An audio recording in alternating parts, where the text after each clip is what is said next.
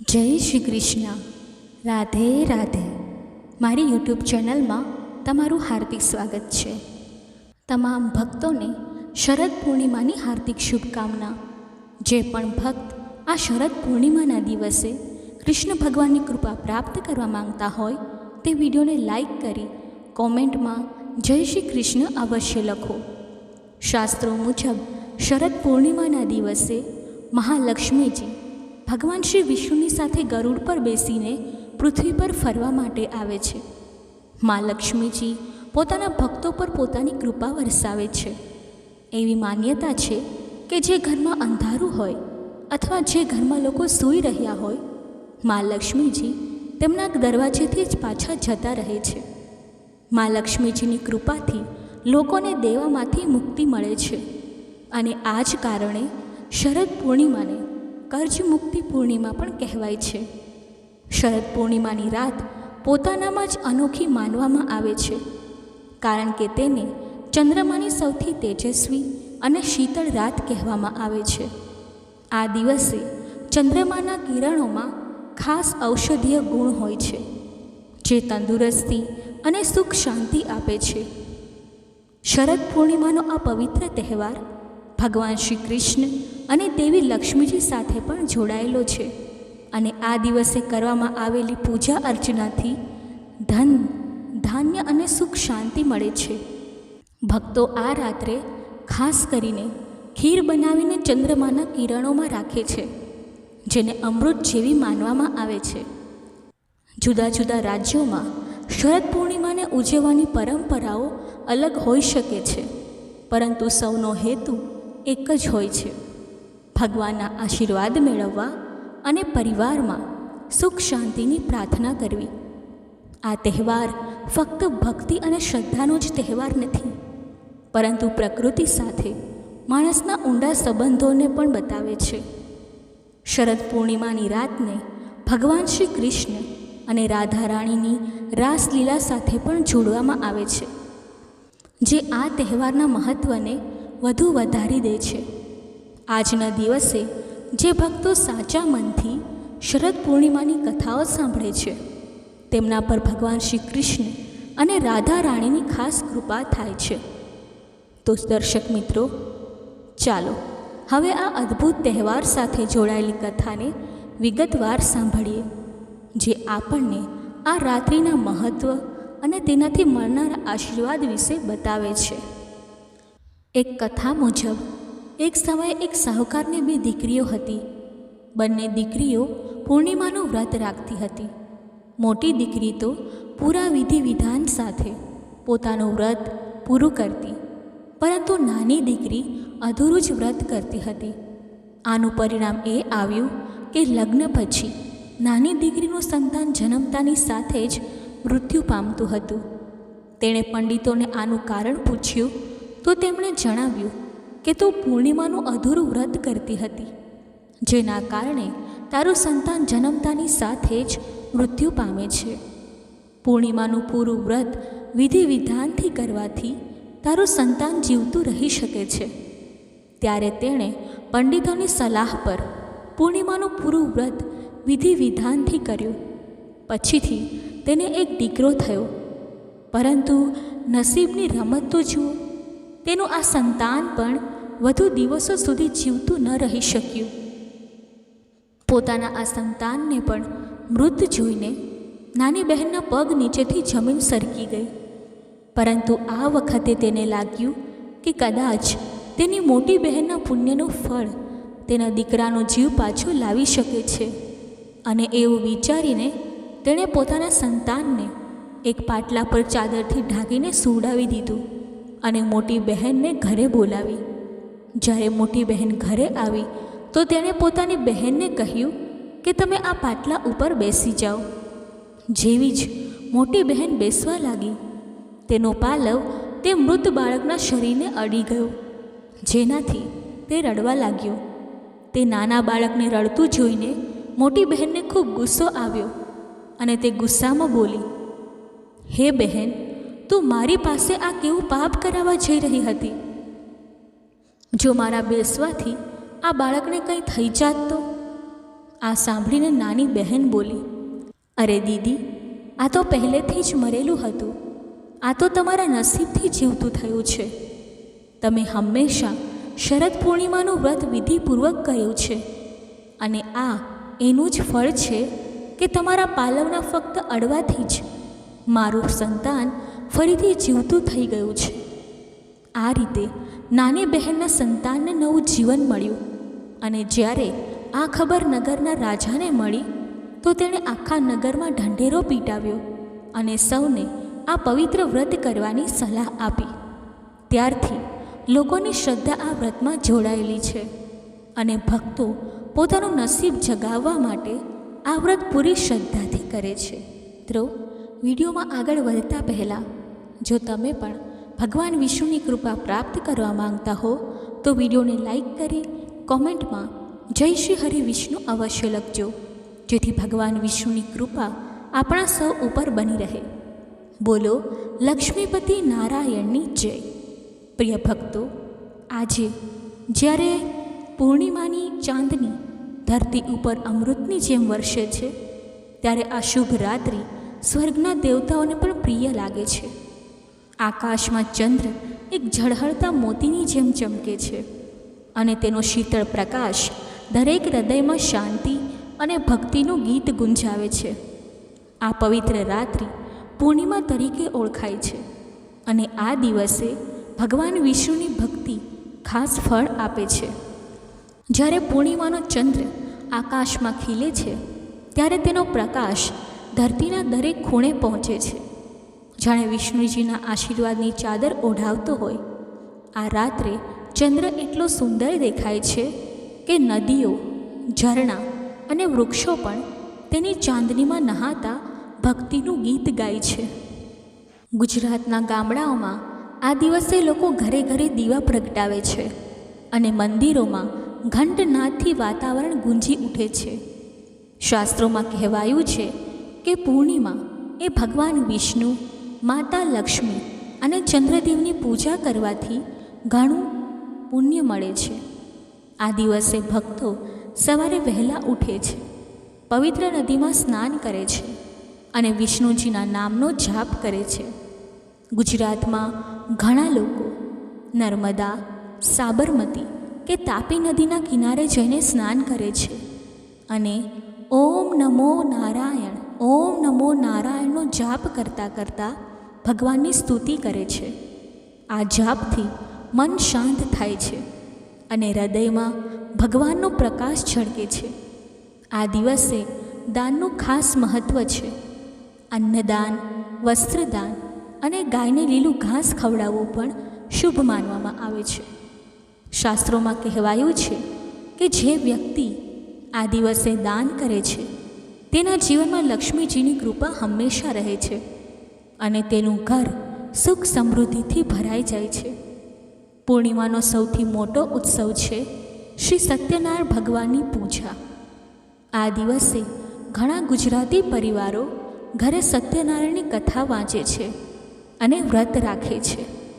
પૂજામાં વિષ્ણુજીની મૂર્તિ કે ચિત્રની સ્થાપના કરવામાં આવે છે. તેમની સામે દીવો પ્રગટાવવામાં આવે છે. ફૂલ, તુલસીના પાન અને ચંદનનો લેપ અર્પણ કરવામાં આવે છે. પ્રસાદમાં ખીર, શીરો કે લાડુ બનાવવામાં આવે છે, જે પૂજા પછી બધાને વહેંચવામાં આવે છે. સત્યનારાયણની કથા સાંભળવાથી ભક્તોના દુઃખો દૂર થાય છે અને તેમના જીવનમાં સત્ય અને ધર્મનો માર્ગ પ્રકાશે છે. ગુજરાતમાં આ કથા ઘરના બધા સભ્યો એક સાથે બેસીને સાંભળે છે અને બાળકોને પણ તેનું મહત્ત્વ સમજાવવામાં આવે છે. આ દિવસે વ્રત રાખવાનું પણ ખાસ મહત્ત્વ છે. કેટલાક લોકો આખો દિવસ ઉપવાસ કરે છે તો કેટલાક ફળ, દૂધ કે ફરાળનું સેવન કરે છે. વ્રતનો સંકલ્પ લેતી વખતે ભક્તો ભગવાન વિષ્ણુને પ્રાર્થના કરે છે કે તેમનું જીવન સત્ય અને ધર્મના માર્ગે ચાલે. વ્રત પૂરું થયે ભક્તો સત્યનારાયણની આરતી ગાય છે અને પ્રસાદ વહેંચે છે. આ વ્રતથી મનમાં શાંતિ આવે છે અને ભગવાનની નજીક જવાનો અનુભવ થાય છે. પૂર્ણિમાની રાત્રે ચંદ્રદેવની પૂજા પણ કરવામાં આવે છે. ચંદ્ર એટલે શાંતિનું પ્રતીક. ગુજરાતમાં લોકો ચંદ્રને દૂધ અને પાણીનું અધર્ય અર્પણ કરે છે અને તેમની શાંતિની કામના કરે છે. ચંદ્રનો પ્રકાશ જાણે ભક્તોના મનની ચિંતાઓને દૂર કરે છે અને તેમની નવી ઉર્જા આપે છે. આ રાત્રે ઘણા લોકો ખુલ્લા આકાશ નીચે બેસીને ભગવાનના ભજનો ગાય છે અને ચાંદનીમાં ધ્યાન કરે છે. આજે રાત્રે ચંદ્રને જોઈને એક નાની પ્રાર્થના જરૂર કરજો. હે વિષ્ણુજી, મારું જીવન સત્ય અને શાંતિથી ભરો અને ભગવાન તમારી પ્રાર્થના અવશ્ય સાંભળશે. આજે પૂર્ણિમાના દિવસે ઉમા મહેશ્વર વ્રત રાખવામાં આવે છે. તો આવો મિત્રો, આપણે સૌ ભગવાન શિવ અને માતા પાર્વતીના અનંત કૃપા પાત્ર બનીએ અને તેમના આ વ્રતની મહિમા સાંભળીએ. બોલો ભગવાન શક્તિપતિની જય. આજે આપણે મત્સ્ય પુરાણમાં વર્ણિત ઉમા મહેશ્વર વ્રતની કથા વિસ્તારથી સાંભળીશું. આ કથા ભક્તિના ભાવ સાથે ભરપૂર છે, જેમાં ભગવાન વિષ્ણુની ભક્તિ અને શિવજીની કૃપા વિશે વાત છે. આ વ્રતનો મહિમા એટલો મોટો છે કે તે આપણને ગુમાવેલી વસ્તુઓ પાછી અપાવે છે, આપણા જીવનમાં શાંતિ અને સમૃદ્ધિ લાવે છે. ચાલો આ કથાને ભક્તિભાવપૂર્વક સાંભળીએ. પ્રાચીન કાળમાં જ્યારે દેવતાઓ અને ઋષિ મુનિઓનું વિશ્વ ભક્તિ અને તપસ્યાથી ભરેલું હતું, ત્યારે મહાન તપસ્વી દુર્વાસા ઋષિ હતા. તેઓ ભગવાન શિવના પરમ ભક્ત હતા અને તેમની તપસ્યા એટલી તીવ્ર હતી કે તેઓ કોઈપણ વસ્તુને શાપ કે વરદાન આપી શકતા હતા. એક વખત દુર્વાસા ઋષિ કૈલાશ પર્વત પર ભગવાન શિવના દર્શન કરવા ગયા. કૈલાશ પર્વત તો જાણે સ્વર્ગનું રૂપ હતું. બર્ફીલા પર્વતો, નીલું આકાશ અને ગંગાજીના પવિત્ર પ્રવાહથી ભરેલું. ત્યાં ભગવાન શિવ માતા પાર્વતી સાથે વિરાજમાન હતા. તેમનું રૂપ અત્યંત મનમોહક હતું. શિવજીની જટામાં ગંગા, ગળામાં સર્પ અને ભસ્મધારી શરીર, જ્યારે માતા પાર્વતીની આંખોમાં અનંત કરુણા હતી. દુર્વાસા ઋષિને જોઈને ભગવાન શિવ પ્રસન્ન થયા અને તેમને આશીર્વાદ આપ્યા. તેમણે દુર્વાસા ઋષિને એક સુંદર બીલીપત્રની માળા પ્રસાદ રૂપે આપી. બીલીપત્ર તો શિવજીને અત્યંત પ્રિય છે. તેની મહત્તા એટલી છે કે તેને અર્પણ કરવાથી સમસ્ત પાપોનો નાશ થાય છે.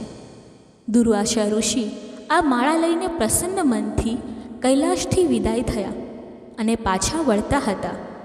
તેમના મનમાં શિવજીની ભક્તિનો ભાવ ભરેલો હતો અને તેઓ વિચારતા હતા કે આ માળા કેટલી પવિત્ર છે. રસ્તામાં તેમની મુલાકાત ભગવાન નારાયણ સાથે થઈ. ભગવાન વિષ્ણુ, જે સમગ્ર સૃષ્ટિના પાલનહાર છે, તેમનું રૂપ અત્યંત શાંત અને આકર્ષક હતું.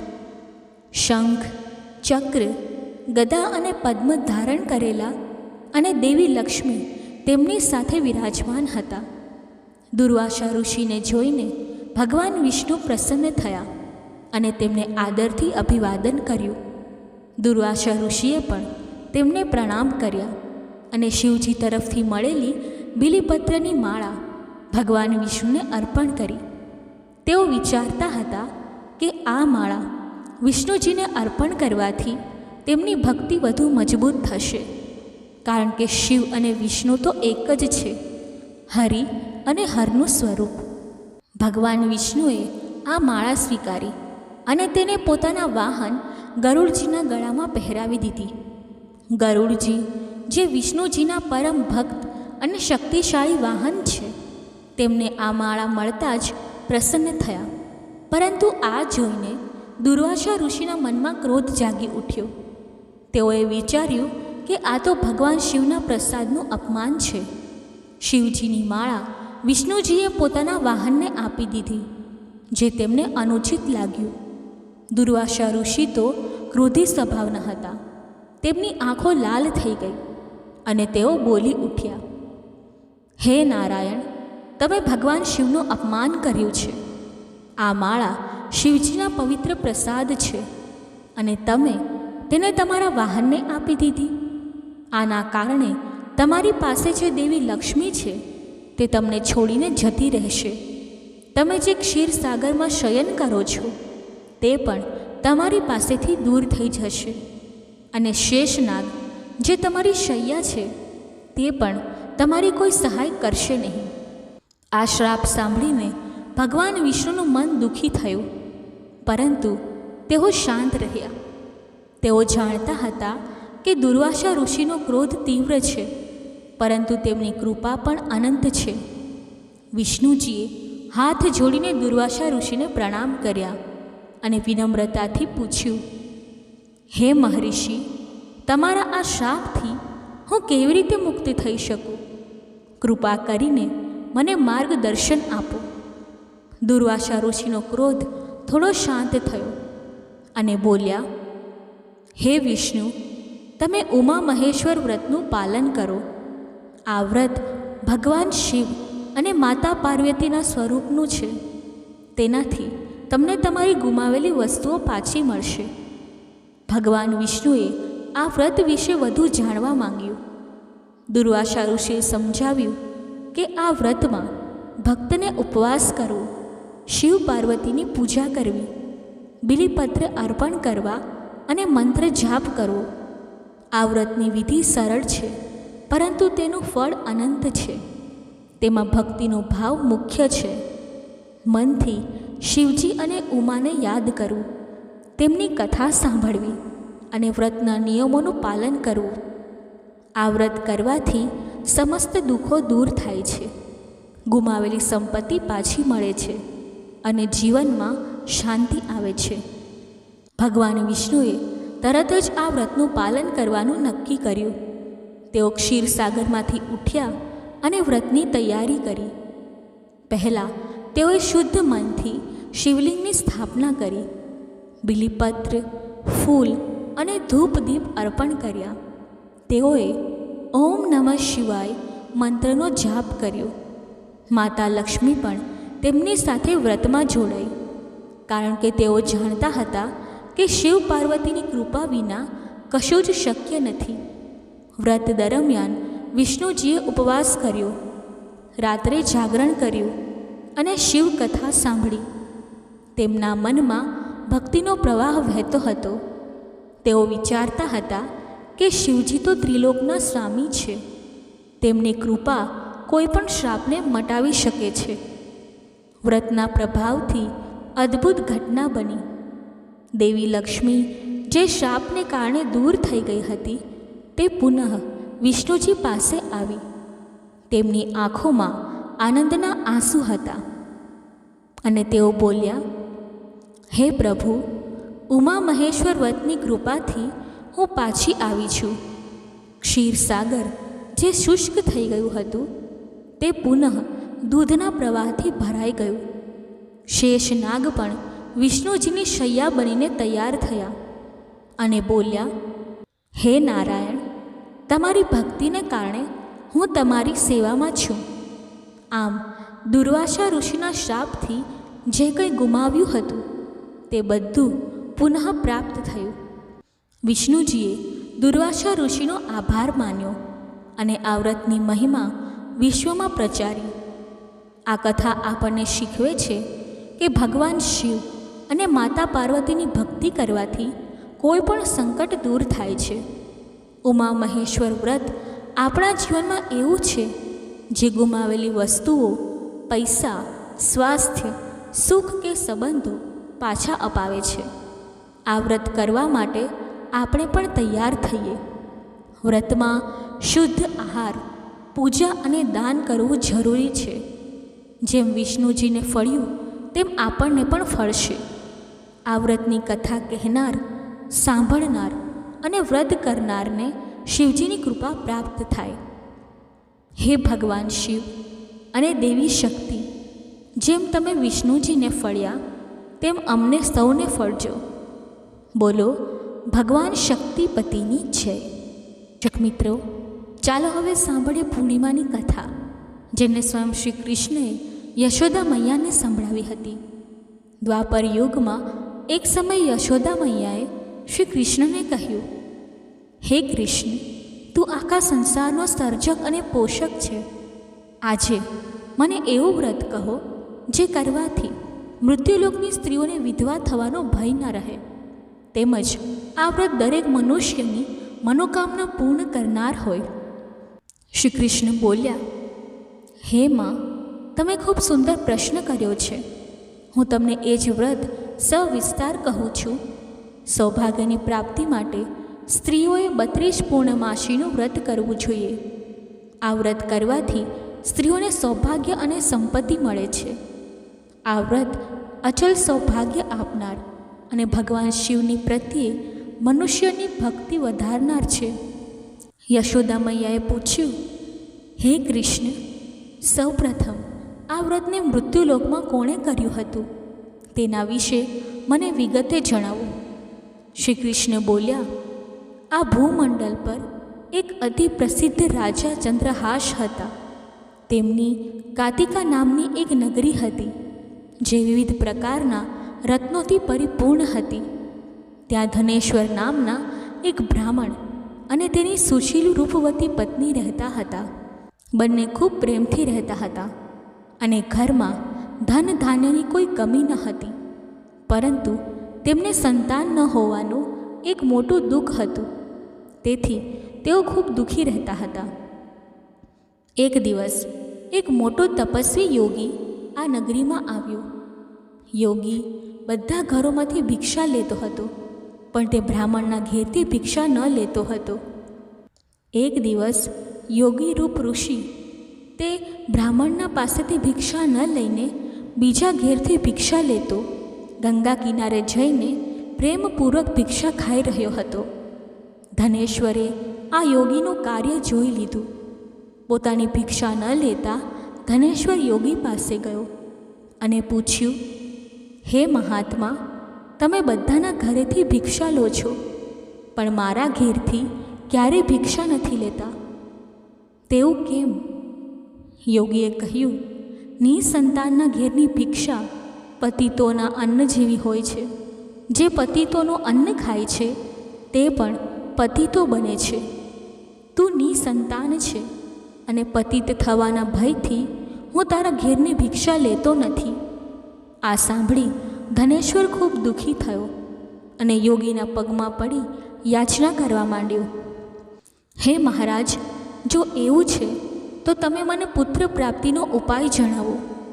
યોગી બોલ્યો, હે બ્રાહ્મણ, તું ચંડીની આરાધના કર. ઘેર જઈને તેણે આ વાત પોતાની પત્નીને કહી અને તે પોતે વનમાં તપ કરવા ગયો. વનમાં જઈને તેણે ચંડીની ઉપાસના કરી અને ઉપવાસ કર્યો. ચંડીએ એને સ્વપ્નમાં દર્શન આપીને કહ્યું, હે ધનેશ્વર, તને પુત્ર થશે, પણ તે 16 વર્ષની વયે મરી જશે. જો તું અને તારી પત્ની 32 પૂર્ણમાસનું વ્રત વિધિપૂર્વક કરશો તો તે દીર્ઘાયુ રહેશે. આટલું કહીને ચંડીએ કહ્યું કે પ્રભાત કાળે આ સ્થળની પાસે એક આંબાનું વૃક્ષ દેખાશે. તેના પર ચડીને એક ફળ તોડી તું તારા ઘેર જઈ આ વાત તારી પત્નીને કહેજે.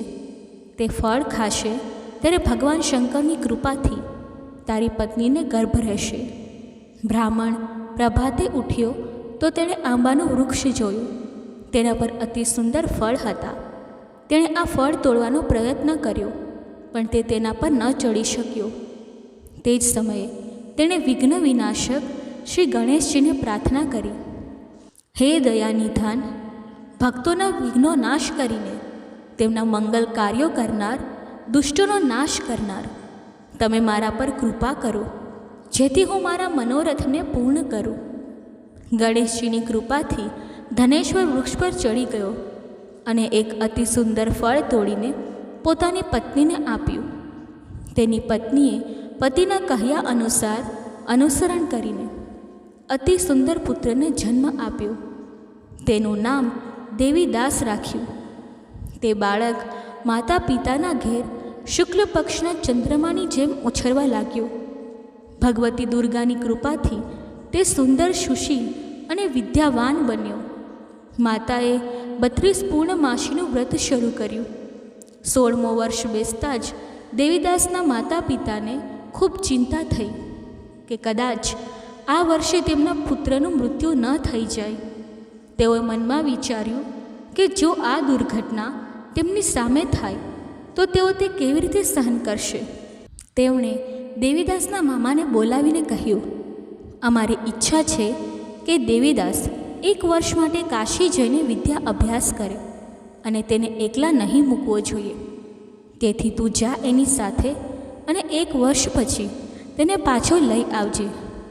સૌ પ્રબંધ કરીને તેમના માતા પિતાએ દેવીદાસને કાશી જવા માટે એક ઘોડા પર બેસાડ્યું અને તેના મામાને તેની સાથે મોકલી દીધા. પરંતુ આ વાત તેના મામા અથવા કોઈ બીજાને ના કહી. માતા પિતાએ દેવીદાસ માટે વ્રત કરવાનું શરૂ કર્યું. 32 પૂર્ણમાસીનું વ્રત પૂરું કર્યા પછી એક દિવસ મામા અને ભાણેજ ગામમાં રાત રોકાયા. એ દિવસે ગામમાં એક બ્રાહ્મણની ખૂબ જ સુંદર, સુશીલ અને ગુણવંતી દીકરીનો વિવાહ થવાનો હતો, જે ધર્મશાળામાં વર અને તેની બારાત રોકાઈ હતી. તે જ ધર્મશાળામાં દેવીદાસ અને તેના મામા પણ રોકાયા હતા. સંજોગવશ કન્યાને તેલ ચડાવવાની વિધિ બાદ વિવાહના સમયે વરને ધનુર્વાદ થઈ ગયો. વરના પિતાએ પોતાના કુટુંબ સાથે પરામર્શ કરીને નક્કી કર્યું કે દેવીદાસ તેના પુત્ર જેવો જ સુંદર દેખાય છે, એટલે તેને બેસાડી વિવાહ કરાવી દઈએ. એ વિચાર સાથે વરના પિતા દેવીદાસના મામા પાસે જઈને કહ્યું, તમારો ભાણેજ અમને થોડીવાર માટે આપી દો, જેથી વિવાહના કાર્ય સુચારુ રૂપે થઈ શકે. દેવીદાસના મામાએ કહ્યું, જો વિધિમાં મળતા મધુર પરક અને કન્યાદાનના સમય મળતા તમામ ભૂષણો અમને આપશો તો મારો ભાણેજ આ બારાતનો દુલ્હો બની જશે. વરના પિતાએ આ વાત સ્વીકારી અને દેવીદાસને વરરાજા બનાવીને મોકલ્યો. ત્યારબાદ રાત્રે વિધિપૂર્વક વિવાહ કાર્ય સંપન્ન થયું. તે પત્ની સાથે ભોજન પણ કરી શક્યો નહીં અને તેના મનમાં વિચારવા લાગ્યું, તે કેવી સ્ત્રી હશે. તે મનમાં ને મનમાં ખૂબ દુઃખી થવા લાગ્યો. તેની આંખોમાં આંસુઓ આવી ગયા. પત્નીએ પૂછ્યું, શું થયું? તમે આમ ઉદાસ અને દુઃખી કેમ છો? દેવીદાસે તેમને મામા અને વરના પિતાની વચ્ચેની વાત તેમને કહી. પત્ની બોલી, આ વિવાહ કેવી રીતે વિપરીત હોઈ શકે? ભગવાન, બ્રાહ્મણ અને અગ્નિના સમક્ષ મેં તમને જ પતિ માન્યા છે, તેથી તમે જ મારા પતિ છો. હું તમારી જ પત્ની છું, બીજા કોઈની નહીં. દેવીદાસે કહ્યું, એવું ના કરો. મારી આયુષ્ય ખૂબ જ થોડી છે.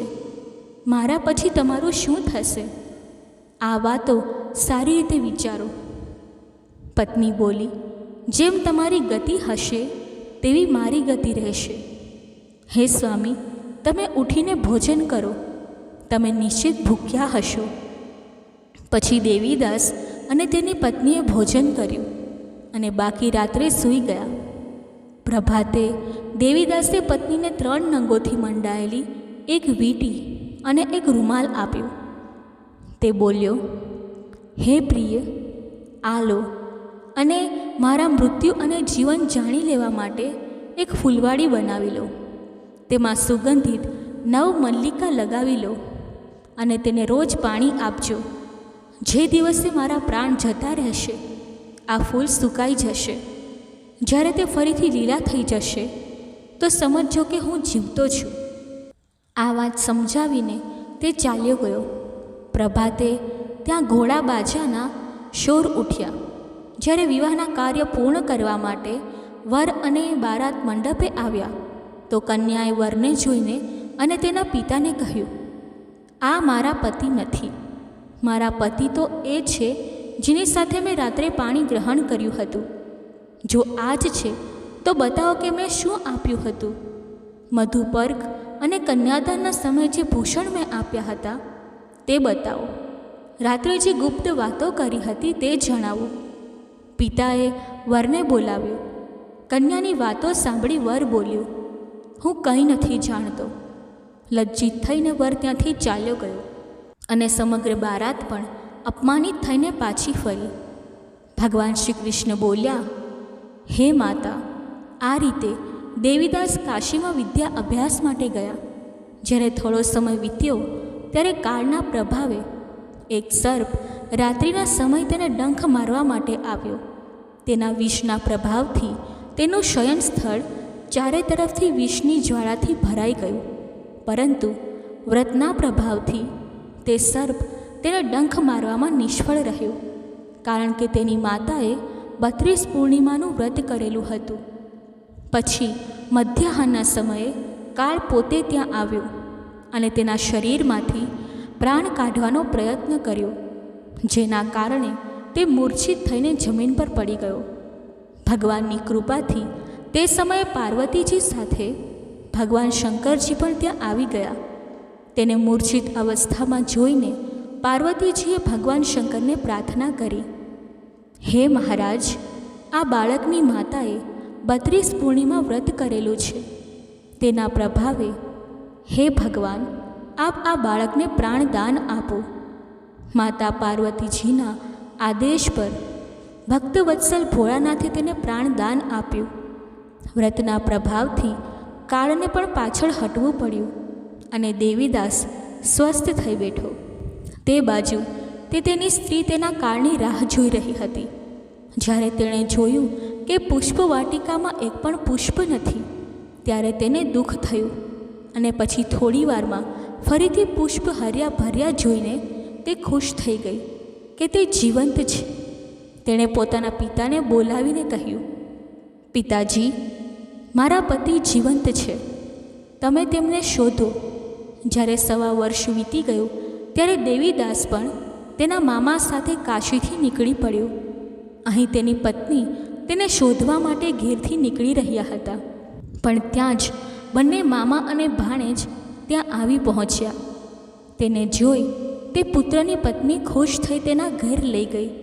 ત્યારે નગરવાસીઓ પણ ભેગા થઈ ગયા અને નક્કી કર્યું કે આ જ યુવક સાથે આ કન્યાના વિવાહ થયા હતા. પછી બધાએ કહ્યું, ચાલો, સારું થયું કે તે આવી ગયો. બધા નગરવાસીઓએ આનંદ માણ્યો.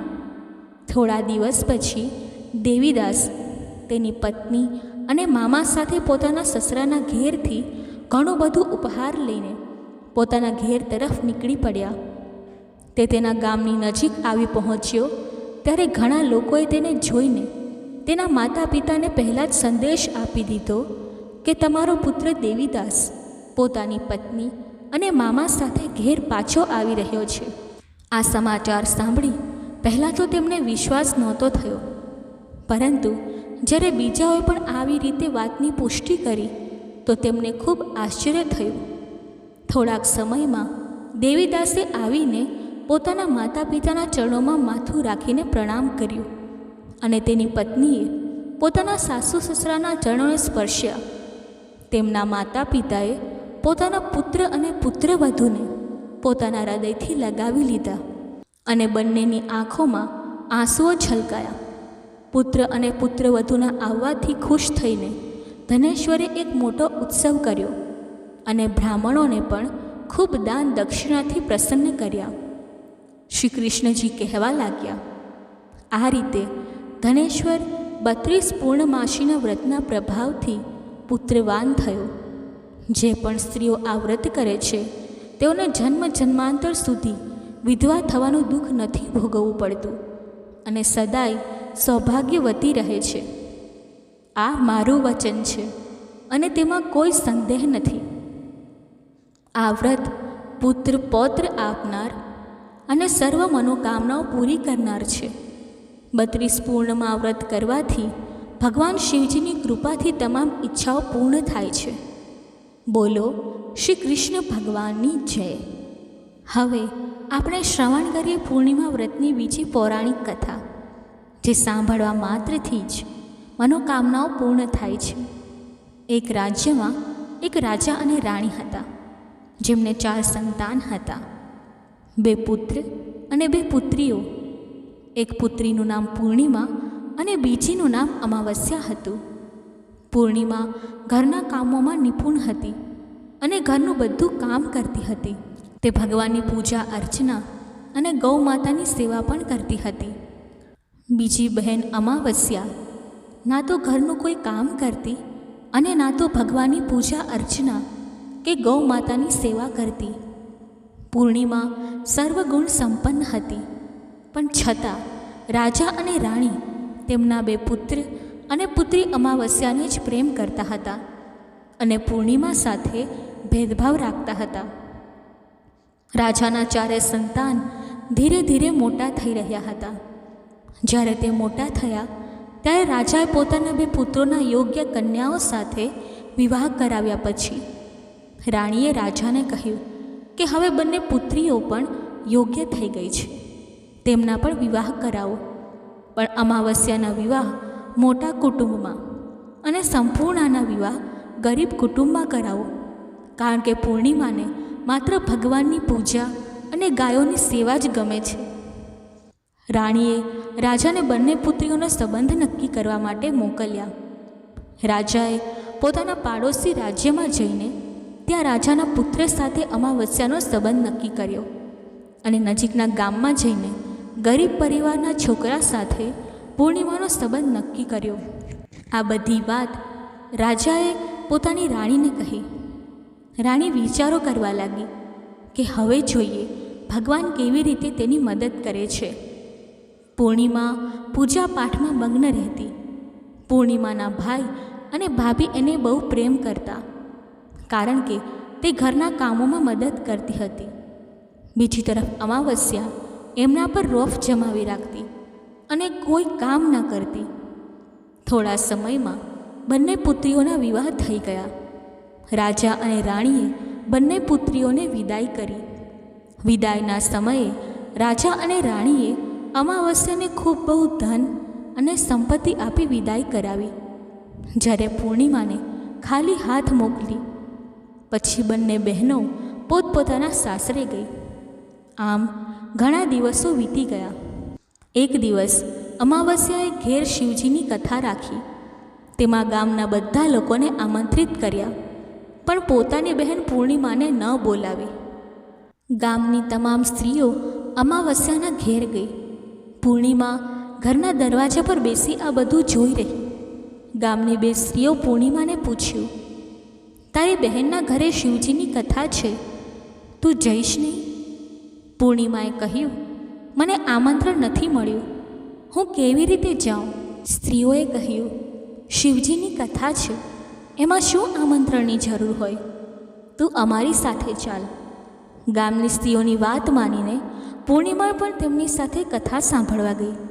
જ્યારે અમાવસ્યાએ પૂર્ણિમાને જોયું તો તે બોલી, તું અહીં કેમ આવી? મેં તને આમંત્રણ પણ ન આપ્યું હતું. ઠીક છે, હવે આવી ગઈ છે તો ચૂપચાપ બેસી રહેજે. અમાવસ્યાએ પૂર્ણિમાની ગરીબીની પણ મજાક ઉડાવી. પૂર્ણિમાની આંખોમાં આંસુ આવી ગયા અને તે મનમાં ભગવાન શિવને પ્રાર્થના કરવા લાગી, હે ભગવાન, શું પૂજાપાઠ કરવું ખોટું છે? ગાયની સેવા કરવી ખોટી છે? મારી ભૂલ શું છે? તમે મારા પર ક્યારે કૃપા કરશો? કથા પૂરી થયા પછી અમાવસ્યાએ ભગવાનનો પ્રસાદ વહેંચવાનું શરૂ કર્યું. તેણે બધાને પ્રસાદ આપ્યો, પણ પૂર્ણિમાને ન આપ્યો. પૂર્ણિમા પ્રસાદ વગર જ ઘેર પાછી ફરી. રસ્તામાં તે વિચારતી હતી કે જો બાળકો પ્રસાદ માંગશે તો તે શું આપશે. તેણે વિચાર્યું કે તે પોતાના પિયરમાં જઈને બાળકો માટે કંઈક લઈ આવશે. એટલું વિચારતી તે ઘરે પાછી આવી અને પોતાના પતિ અને બાળકોને કહ્યું કે તે પોતાના પિયરમાં જઈ રહી છે. પતિએ કહ્યું, ઠીક છે. થોડા સમય પછી પૂર્ણિમા પિયરમાં જવા માટે રવાના થઈ. રસ્તામાં એક ચબૂતરો આવ્યો, જેમાં તુલસીનો છોડ હતો અને એક વૃદ્ધ માં બેસેલી હતી, જે તુલસીમાં હતી. વૃદ્ધ માએ પૂર્ણિમાને પૂછ્યું, દીકરી, તું કોણ છે અને ક્યાં જઈ રહી છે? પૂર્ણિમાએ પોતાનો પરિચય આપ્યો. વૃદ્ધ માએ કહ્યું, મારો તુલસીનો છોડ સુકાઈ રહ્યો છે, તેમાં થોડું પાણી રેડી આપીશ અને ચબૂતરો સાફ કરી આપીશ, કારણ કે આજે મારી તબિયત સારી નથી. પૂર્ણિમાએ કહ્યું, ઠીક છે માઈ. તેણે તુલસીના છોડમાં પાણી રેડ્યું, ચબૂતરો સાફ કર્યો અને વૃદ્ધ માને નવડાવી પણ દીધી. વૃદ્ધ માએ પૂર્ણિમાને કહ્યું, હવે તું જા અને પાછા આવતા મને મળતી જાજે. પૂર્ણિમાએ કહ્યું, ઠીક છે માં, પાછા આવતા તમને મળીને જઈશ. આગળ જતાં તે એક શિવ મંદિર પર પહોંચી. તેને એક વૃદ્ધ બાપા મળ્યા, જે મંદિરની બહાર બેસેલા હતા. તે ભગવાન ભોલેનાથ હતા. તેમણે પૂર્ણિમાને પૂછ્યું, દીકરી, તું કોણ છે અને ક્યાં જઈ રહી છે? પૂર્ણિમાએ પોતાનો પરિચય આપ્યો. વૃદ્ધ બાપાએ કહ્યું, દીકરી, આ ચબૂતરો અને મંદિર સાફ કરી આપીશ? પૂર્ણિમાએ મંદિર અને ચબૂતરો સાફ કરી દીધા. પૂજા અર્ચના પણ કરી. તેણે કહ્યું, બાપા, બીજું કોઈ કામ હોય તો જણાવો. વૃદ્ધ બાપાએ કહ્યું, ના દીકરી, હવે તું જા અને પાછા આવતા મને મળતી જાજે. પૂર્ણિમાએ કહ્યું, ઠીક છે બાપા, પાછા આવતા તમને મળીને જઈશ. આગળ જતાં તે કાળી માતાના મંદિર પાસે પહોંચી. ત્યાં એક વૃદ્ધ માઈ ચબૂતરા પર બેસેલી હતી. તે વૃદ્ધ માઈએ પણ પૂર્ણિમાને પૂછ્યું, દીકરી, તું કોણ છે અને ક્યાં જઈ રહી છે? પૂર્ણિમાએ પોતાનો પરિચય આપ્યો. વૃદ્ધ માએ કહ્યું, અહીં બધા પૂજા કરવા આવે છે, પરંતુ મંદિર અને ચબૂતરો સાફ કરવા માટે કોઈ નથી આવતું. તું મંદિર અને ચબૂતરો સાફ કરી આપીશ? પૂર્ણિમાએ કહ્યું, ઠીક છે માતાજી. તેણે મંદિર અને ચબૂતરો સાફ કરી દીધા. પૂજા પાઠ પણ કર્યા અને માતાજીના શૃંગાર પણ કર્યા. તેમના પગ દબાવ્યા. પછી તેમણે પૂછ્યું, માતાજી, હવે કોઈ કામ હોય તો જણાવો. વૃદ્ધમાએ કહ્યું, નહીં દીકરી, હવે તું જા, પરંતુ પાછા આવતા મને મળતી જાજે. પૂર્ણિમાએ કહ્યું, ઠીક છે માં, અને તે આગળ ચાલી ગઈ. આગળ જતાં તે એક નદી પર પહોંચી. ત્યાં પણ એક વૃદ્ધ માઈ બેસેલી હતી. તેણે પૂછ્યું, દીકરી, તું કોણ છે અને ક્યાંથી આવી છે? પૂર્ણિમાએ પોતાનો પરિચય આપ્યો. વૃદ્ધ માએ કહ્યું, નદી પર સ્નાન કરવા તો બધા આવે છે, પરંતુ અહીંની સાફ સફાઈ કોઈ નથી કરતું. તું આ કિનારાની સાફ સફાઈ કરી આપીશ?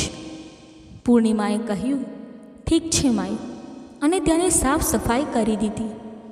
તેણે વૃદ્ધ માઈના પગ દબાવ્યા અને પૂછ્યું, માઈ, હવે કોઈ કામ હોય તો જણાવો. વૃદ્ધ માએ કહ્યું, કંઈ નહીં દીકરા, હવે તું જા, પરંતુ પાછા આવતા મને મળતી જાજે. પૂર્ણિમા નાવમાં બેસીને નદીના બીજા કિનારે પહોંચી ગઈ. અહીંથી તે પોતાના પિયરના ઘેર પહોંચી. પૂર્ણિમાના ભાઈ ભાભી તેને જોઈને ખૂબ ખુશ થયા અને તેનો પણ સત્કાર કર્યો. તેમણે કહ્યું, બાળકોને પણ સાથે લઈને આવી હોત તો સારું હોત. કેટલાક સમય પછી પૂર્ણિમા પોતાના સાસરે પાછા ફરવા નીકળી. તેની ભાભીએ તેના માટે એક સાડી અને બાળકો માટે કપડાં અને ખાવા પીવાનો સામાન આપી દીધું. તેણે કહ્યું, તું ઘણા સમય પછી આવી છે, ફરી પાછી જલ્દી આવજે. પૂર્ણિમા ત્યાંથી પોતાના સાસરે જવા રવાના થઈ. તે નદીના કિનારે પહોંચી. નાવમાં બેસી બીજા કિનારે ઉતરી. ત્યાં તેને એ જ વૃદ્ધ માઈ મળી જે ગંગામાઈ હતી. તેમણે પૂર્ણિમાને એક થેલો આપ્યો અને કહ્યું, આ થેલો તું ઘરે જઈને જ ખોલજે. હવે પૂર્ણિમા પાસે 2 થેલા હતા. તેને લઈને પૂર્ણિમા આગળ ચાલી. થોડું આગળ જતાં કાળીમાનું મંદિર આવ્યું. અહીં કાળીમા વૃદ્ધ માઈના રૂપમાં બેસેલી હતી. તેમણે કહ્યું, આવી ગઈ દીકરી? પૂર્ણિમાએ કહ્યું, હા માઈ, હું આવી ગઈ. પછી કાળીમાએ તેને એક થેલો આપ્યો અને કહ્યું, તું ઘરે જઈને જ ખોલજે. હવે પૂર્ણિમા પાસે 3 થેલા થયા. 3 થેલા લઈને પૂર્ણિમા આગળ વધી. થોડું આગળ જતાં શિવજીનું મંદિર આવ્યું, જ્યાં ભગવાન શિવ વૃદ્ધ બાપાના રૂપમાં બેસેલા હતા. વૃદ્ધ બાપાએ કહ્યું, પૂર્ણિમા, તું પાછી આવી ગઈ? પૂર્ણિમાએ કહ્યું, હા બાપા, હું પાછી આવી ગઈ. વૃદ્ધ બાપાએ પણ તેને એક થેલો આપ્યો અને કહ્યું, આ થેલો તું ઘરે જઈને જ ખોલજે. પૂર્ણિમાએ કહ્યું, ઠીક છે બાપા. હવે તેની પાસે 4 થેલા હતા. પૂર્ણિમાએ એક જૂની સાડી કાઢી અને તમામ થેલાને એક ગઠરીમાં બાંધ્યા. તે પછી તેને માથે રાખીને ત્યાંથી નીકળી ગઈ. થોડું આગળ જતાં તેને તુલસીમાં વૃદ્ધ માતાના રૂપમાં મળ્યા. તેમણે કહ્યું, પૂર્ણિમા, તું આવી ગઈ? પૂર્ણિમાએ કહ્યું, હા માય, હું આવી ગઈ. વૃદ્ધ માતાએ તેને એક થેલો આપ્યો અને કહ્યું, આ થેલો તું ઘરે જઈને જ ખોલજે. પૂર્ણિમાએ કહ્યું, ઠીક છે માં. હવે તેની પાસે 5 થેલા થયા. પૂર્ણિમા ત્યાંથી રવાના થઈ અને પોતાના ઘેર પહોંચી. સૌથી પહેલાં તેણે પિયરનો થેલો ખોલ્યો. તેમાં બાળકો માટે સારા કપડાં અને ખાવા પીવાની વસ્તુઓ હતી. સાથે કેટલાક આભૂષણ પણ હતા. પૂર્ણિમાએ કપડાં અને ખાવા પીવાની વસ્તુઓ બાળકોને આપ્યા. બાળકો આ બધું જોઈને ખૂબ ખુશ થયા. પછી પૂર્ણિમાએ બીજો થેલો ખોલ્યો જે તેને ગંગામાએ આપ્યો હતો. તેમાં ઘણા હીરા ઝવેરાત, સોના અને ચાંદી હતા. એ પછી તેણે ત્રીજો થેલો ખોલ્યો જે કાલીમાએ આપ્યો હતો. તેમાં ઘણું સોનું અને શૃંગારના સામાન હતા. પછી પૂર્ણિમાએ ચોથો થેલો ખોલ્યો જે ભગવાન શિવે આપ્યો હતો. તેમાં ઘણા ધન અને સંપત્તિ હતા. અંતમાં પૂર્ણિમાએ 5મો થેલો ખોલ્યો જે તુલસીમાએ આપ્યો હતો. તેમાં ચોખા, દાળ અને 7 પ્રકારની ખાવાની વસ્તુઓ હતી. હવે પૂર્ણિમાના ઘેર કોઈ વસ્તુની કમી નહોતી. તેનું ઘર ધન ધાન્યથી ભરેલું અને પરિપૂર્ણ થયું. હવે પૂર્ણિમા અને તેનો પરિવાર સુખમય જીવન વિતાવવા લાગ્યો. પૂર્ણિમાના મનમાં વિચાર આવ્યો કે પોતાના ઘરે શિવજીની કથા કરાવવી જોઈએ. તેમણે શિવજીની કથાનો કાર્યક્રમ ગોઠવીને ગામના બધા લોકોને આમંત્રિત કર્યા. પૂર્ણિમાએ પોતાની બહેન અમાવસ્યાને પણ શિવજીની કથા માટે ઘરે બોલાવી. જ્યારે અમાવસ્યા પૂર્ણિમાના ઘેર શિવજીની કથામાં આવી ત્યારે તેની ધન સમૃદ્ધિ જોઈને આશ્ચર્યચકિત થઈ ગઈ. તેણે પૂર્ણિમાને પૂછ્યું, તારા ઘેર આટલું ધન અને સંપત્તિ ક્યાંથી આવી? પૂર્ણિમાએ કહ્યું, બહેન, તું મને શિવજીની કથામાં બોલાવી નહોતી, પરંતુ હું આવી ગઈ. તે મને પ્રસાદ પણ નહોતો આપ્યો અને મારી ગરીબીની મજાક પણ ઉડાવી હતી. ત્યારબાદ હું મારા ઘેર ગઈ. રસ્તામાં વિચારતી હતી કે પિયરમાં જઈશ. પછી હું પિયરમાં ગઈ અને જે ઘટના બની તે તને કહું છું. આ બધું સાંભળીને અમાવસ્યાએ કહ્યું, તું મને પ્રસાદ ન આપ અને મને વઢી દે. પણ પૂર્ણિમાએ કહ્યું, આ તો ભગવાનનો પ્રસાદ છે. હું બધાને પ્રસાદ આપું છું, તને પણ આપીશ. એમ છતાં અમાવસ્યાએ પ્રસાદ ન લીધો અને સીધી ઘેર ચાલી ગઈ. ઘરે જઈને તેણે બાળકોને કહ્યું કે તે પિયરમાં જઈ રહી છે. પછી અમાવસ્યા પિયરના ઘર માટે નીકળી પડી. રસ્તામાં તેને તુલસીમાં મળી, જે ચબૂતરા પર વૃદ્ધ સ્ત્રીના રૂપમાં બેસેલી હતી. વૃદ્ધ સ્ત્રીએ અમાવસ્યાને કહ્યું, બેટી, તું કોણ છે અને ક્યાં જઈ રહી છે? અમાવસ્યાએ પોતાનો પરિચય આપ્યો. વૃદ્ધ સ્ત્રીએ કહ્યું, દીકરી, તુલસીનો છોડ સુકાઈ રહ્યો છે. તેમાં થોડું પાણી રેડી આપીશ અને આ ચબૂતરાની સફાઈ કરી આપીશ. આ પર અમાવસ્યાએ કહ્યું, બુઢિયા, તને દેખાતું નથી કે મેં આટલી મોંઘી સાડી પહેરી છે? એ ગંદી થઈ જશે. આમ કહીને તે આગળ ચાલી ગઈ. આગળ જતાં તેને ભગવાન શિવ મળ્યા. તેમણે પણ તેને એમ જ કહ્યું. આ પછી તેને કાલીમાં મળી. કાલી માતાને પણ અમાવસ્યાએ એ જ વાતો કરી. ફરી આગળ જતાં તેને ગંગામાં મળી. ગંગામાં પાસે પણ એ જ કહ્યું અને આગળ વધતી ગઈ. જ્યારે તે નાવમાં બેસવા લાગી તો નાવમાં ફૂલોની જગ્યાએ કાંટા ભરેલા હતા, જે તેના પગોમાં ખૂંચતા રહ્યા. કિનારે ઉતરીને તે પિયર તરફ ચાલી. જ્યારે ત્યાં તેની ભાભીઓ અને ભાઈઓએ તેને જોયું તો મનમાં કહ્યું, ના કામની ના કાજની, દુશ્મન અનાજની. હવે આવી ગઈ છે તો ઠીક છે. પૂર્ણિમા તો અમારા કામોમાં મદદ કરતી હતી. આ મહારાણી તો કંઈ કામ નહીં કરે. એમણે ભોજન બનાવ્યું, ખાધું અને બધા સૂઈ ગયા. અમાવસ્યા જ્યારે સવારે ઉઠી તો પોતાની ભાભીઓને કહ્યું, હું મારા સાસરે જઈ રહી છું. તેમણે કહ્યું, ઠીક છે, જા. અમાવસ્યાએ કહ્યું, પૂર્ણિમાને તો તમે એક થેલો આપેલો, મને કંઈ નહીં આપશો? ભાઈ અને ભાભીએ કહ્યું, તું ઘેર જા, થેલા તારા ઘેર પહોંચી જશે. પછી અમાવસ્યા ત્યાંથી નીકળી ગઈ અને નદીના કિનારે પહોંચી. ત્યાં ગંગામાં વૃદ્ધ સ્ત્રીના રૂપમાં બેસેલી હતી. વૃદ્ધ માએ કહ્યું, આવી ગઈ દીકરી? અમાવસ્યાએ કહ્યું, હા, હું આવી ગઈ. અમાવસ્યાએ કહ્યું, તમે પૂર્ણિમાને એક થેલો આપેલો, મને નહીં આપશો? વૃદ્ધ માએ કહ્યું, તું ઘેર જા, થેલા તારા ઘેર પહોંચી જશે. આ પછી આગળ જતાં તેને કાલીમાં મળી. તેમણે પણ અમાવસ્યાને એ જ કહ્યું. ફરી આગળ જતાં તેને ભગવાન શિવ મળ્યા. તેમણે પણ અમાવસ્યાને એ જ કહ્યું. અંતે તેને તુલસીમાં મળી. તુલસીમાએ પણ અમાવસ્યાને એ જ કહ્યું, તું ઘેર જા, થેલા તારા ઘેર પહોંચી જશે. અમાવસ્યા પોતાના ઘેર પહોંચી અને આંગણામાં જોયું તો ત્યાં 5 થેલા પડેલા હતા. અમાવસ્યાએ મનમાં વિચાર્યું, હવે તો મારી પાસે ઘણું બધું ધન અને દોલત થઈ જશે. તેણે તરત જ બધા થેલા ખોલ્યા. કોઈમાં માટી હતી, કોઈમાં પથ્થર, કોઈમાં કંકર અને કોઈમાં કોલસો. તેને પિયરમાંથી પણ કંઈ મળ્યું નહીં અને આ થેલામાં પણ કંઈ હતું નહીં. અમાવસ્યા દોડતી દોડતી પૂર્ણિમાના ઘેર ગઈ અને કહ્યું, તને તો બધું મળ્યું, મને તો કંઈ મળ્યું નથી.